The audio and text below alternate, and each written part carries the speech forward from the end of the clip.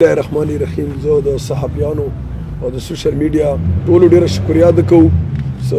نن دوی شارټ نوټس باندې ټول حاضر دي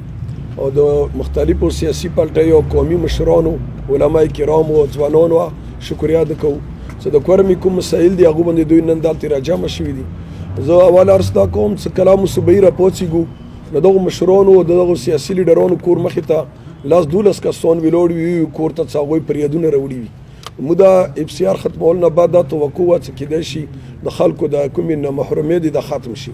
خو ورځ په ورځ مسایل زیاتېږي او څومره ګراني راغله همدومره خلکو سره غربت زیات شو. مو دا باقاعده لکه دې دپاره یوه مشوره وکړله چې هغې باندې نن مو دلته لګیا یو او که په دې خبرو باندې عمل ونه شو بیا به الله عمل پرې کوو. اول مطلبه دا ده چې کوم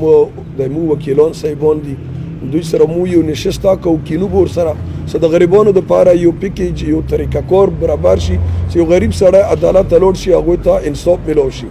لکه دې نه مخکې ملک صاحب خبره وکړله چې جج خامخا ورته چې وکیل ونسته، وکیل بالکل ضروري دی خو ډېر واړه کیسونه دي هغوی دپاره د وکیل ضرورت پکار دی چې پیښ نه شي چې هغه جج سره ډایرکټ خبره کوي. دویمه د بجلۍ مسله دی چې د څومره ګریډ دی دا تقریبا سن 83 کې جوړ شوی دی. نو هغې ټایم کې د بجلي 70 پریا نه ولاړه پیرکیم او ساده د نږدې علاقو کې وه، خو نن هغه علاقې تقریبا 5 لک آبادي ته ورسېدله. ګریډ په هغه پوزیشن کې دی 4 ابتدایي وشولې 5 ابتدایي اوس وزیر اعلی بیا وکړه. مو دا یایي چې په ګریډ باندې کار فورن شروع کړي او کار دور باندې تیز کړلی شي چې کوم ټسپرمر ضرورت 132 دپاره هغه په کار فورن راوړلی شي، ځکه چې دا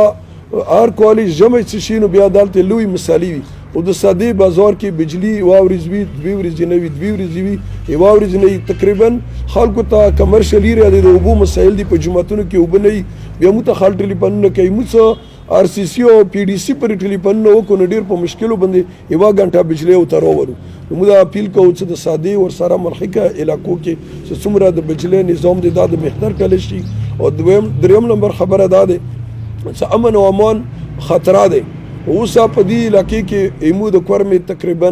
څو کسان چې اغوا کړي دي نه معلومو کسان اغوا کړي دي هغو کې یو کس قتل کړلی شو او نورو ته دمکۍ ورکولی کېږي. یا مثال هغه کور والا پرون ما ته راغلي هغوی غریبانو د ډاره یلی نه شو چې موږ ته څه مشکل دي موږ ته څه ډیمانډ دی، یعنې د 12 یو طالب علم یې تختولی دی چې هغه اوس یعنې څوک د ډاره یلی نه شي چې چا بوتلو. مو حکومت ته دا اپیل کوو چې دا علاقه ډېر لوی جدوجهد نه بعد ډېر لوی خرچو نه بعد په اربو روپۍ خرچه وشوله دلته امن راغللو چې په کوم ځای کې داسې څوک دهشتګرد وي څوک د علاقې امن خرابوي هغوی خلاف د فورن هغوی خلاف اقدام وکړلی شي، اپریشن د وکړلی شي، علاقې اپریشن د وکړي. مو دا ټول سیاسي تنظیمونه او دا سیاسي خلک ملکان مشران د فوج او د اف سی په شا باندې به بالکل ډډ کر ولاړ یو څنګه مخکې مو د دغو خلکو مقابله کړې وه. مو بیا ورسره ودرېږو مو دا اوس بیا اپیل کوو چې کوم ځای کې اوس امن دی لږ لږ خرابېږي چې کوم ځای کې خرابېدلو کوشش کېږي نو آرمي او اف سی نه مو دا اپیل دی پولیس نه